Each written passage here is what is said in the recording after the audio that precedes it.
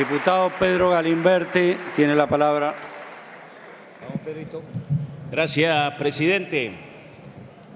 Voy a aprovechar el envión de la historia que me deja el diputado preopinante y voy a tomar una oferta, voy a hacer un 2 por 1. Ayer no pude hacer un homenaje por las características propias de esta sesión y porque el único homenaje fue para el ex gobernador Marín de la provincia de La Pampa. El próximo 3 de febrero se cumple un nuevo aniversario de la batalla de Caseros. Y este lugar en el que estamos aquí es uno de los tantos efectos que tuvo aquel hecho histórico en la Argentina. Somos un país de algo más de 200 años de historia. Recién hacían mención al surgimiento de la patria en el 1810. Entre Ríos no estuvo presente en la declaración de la independencia, como pasó con otras provincias del litoral, porque un año antes, producto de lo que es el juego del federalismo y ese principio que tanto defendemos, habíamos concurrido a lo que fue la Liga o el Encuentro de los Pueblos Libres, que estaba comandada por Artigas.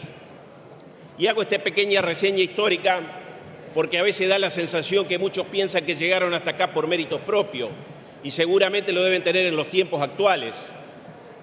Pero para que la Argentina sea una república, hubo muchos que han ofrendado su vida.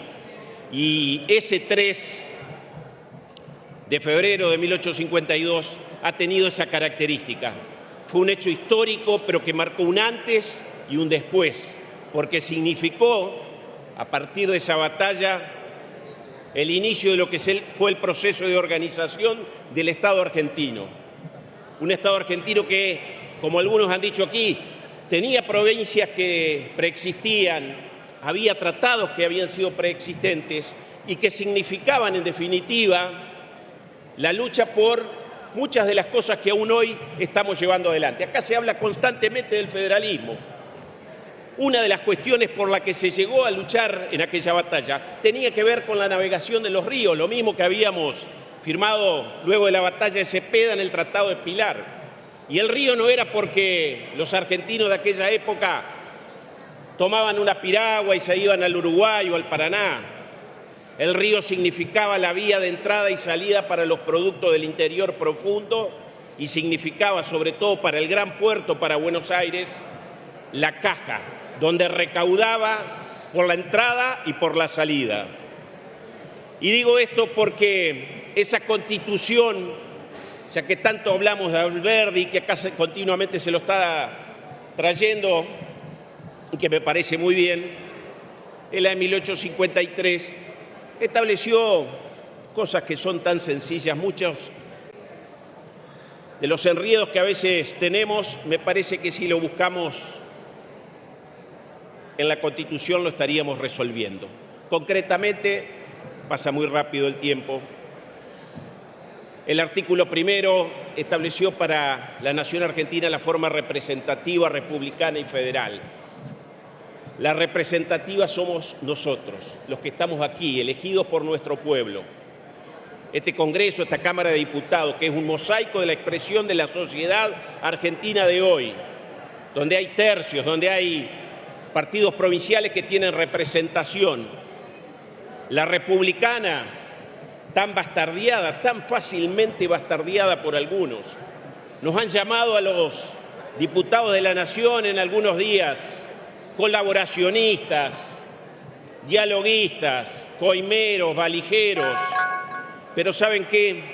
No tenemos derechos a enojarnos, porque ni siquiera son ataques personales, son ataques a la institución de todos aquellos que descreen de la política, a pesar de lo cual ocupan sus métodos y ocupan muchas veces a los que vienen de la política, aún a riesgo de quedar como incoherentes, incorporando al gabinete a todos aquellos que hace no mucho tiempo los consideraban integrantes de la casta. Y por último está la cuestión federal. Y la cuestión federal significa no solo sostener la nación.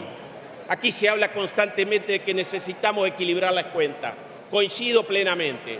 Lo hemos dicho en la gestión anterior. Cada vez que venía algún funcionario se lo hacíamos notar. En cada uno de los discursos vinculados a lo que ha sido el nuevo acuerdo con el Fondo Monetario Internacional, cuando discutíamos el presupuesto, cuando discutíamos cualquier ley con contenido presupuestario, lo hacíamos notar. Pero ¿saben qué? Además también, y esto sí es una preocupación que tengo, necesitamos el equilibrio fiscal en las provincias y en los municipios, porque el Estado federal también se nutre de esas otras instancias de gobierno. Y créanme, que si este país nos da algunos cambios, que si desde abajo hacia arriba no empezamos a construir transformaciones, es muy difícil que lleguen hasta los lugares más recónditos de la Argentina. Por último, quiero cerrar con un pedido, una exhortación al Poder Ejecutivo Nacional. Acá se ha hecho mención al decreto de necesidad de urgencia, se ha hecho mención a esta ley ómnibus que estamos tratando y que desde nuestro bloque vamos a acompañar. Vamos a habilitar la discusión como lo hicimos dando el presupuesto y también vamos a acompañar en general. Por supuesto que vamos a discutir mucho de su articulado con el cual no concordamos. Y quiero decir en este sentido que me preocupa... Silencio, por favor. Termino, Continúa. presidente, pero considero muy importante. No hemos discutido el presupuesto del año 2024 en esta Cámara. Y el Poder Ejecutivo Nacional ha reconducido, mediante el decreto 88/23, el presupuesto del año anterior.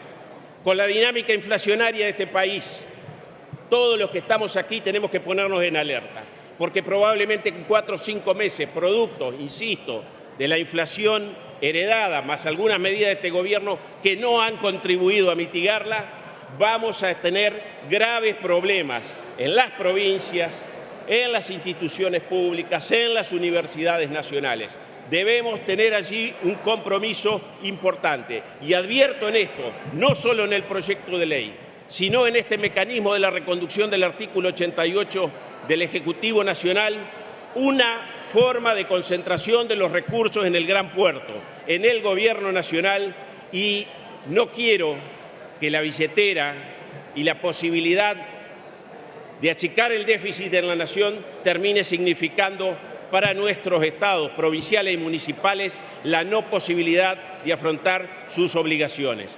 Por último, y para cerrar, así como el preámbulo, tantas veces nombrado aquí, nos habla, allá del año 1853, de la necesidad de afianzar los beneficios de la libertad, quiero decirle a todos los amigos que en épocas de política binaria, pendular, donde se pasa de un relato al otro, no se olviden de leerlo entero al preámbulo, porque la unión nacional y la necesidad de garantizar el bienestar general también están en el mismo. Muchas gracias, presidente.